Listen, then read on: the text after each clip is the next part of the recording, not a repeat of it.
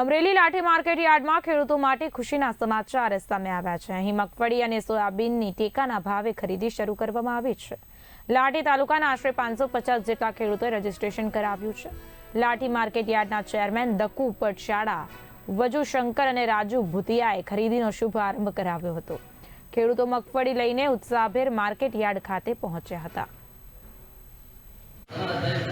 આજરોજ લાઠી market yard ખાતે ભારત સરકાર દ્વારા મગફળી અને સોયાબીનના ટેકાની ખરીદીનો શુભારંભ થયો છે। ત્યારે આ લાઠી તાલુકાના અંદાજિત 5500 ખેડૂતોએ રજીસ્ટ્રેશન કર્યું છે। ત્યારે સરકારે 125 મણ જેવી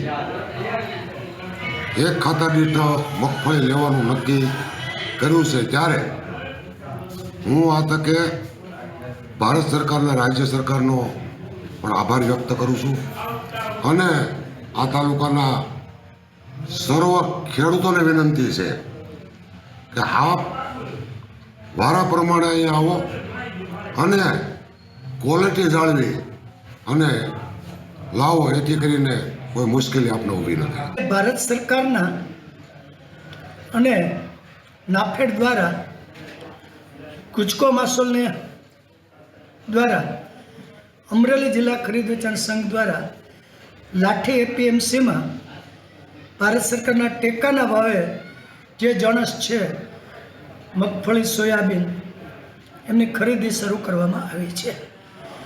ભારત સરકારની ગાઈડલાઈન અને નાફેડની ગાઈડલાઈન મુજબ આ ખરીદી કરવામાં આવે છે।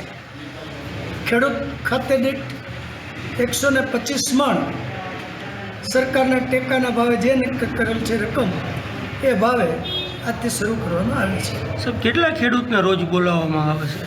આજે પ્રથમ દિવસ છે, અમે 50 મેસેજ ખેડૂતોને કરેલા અને જાણ કરેલી, એમાંથી આજે લગભગ 25 થી 30 ખેડૂતો પોતાની જણસ મગફળી લઈને આવ્યા છે અને મોટાભાગની યાર્ડમાં આજે મગફળી જ આવેલી છે।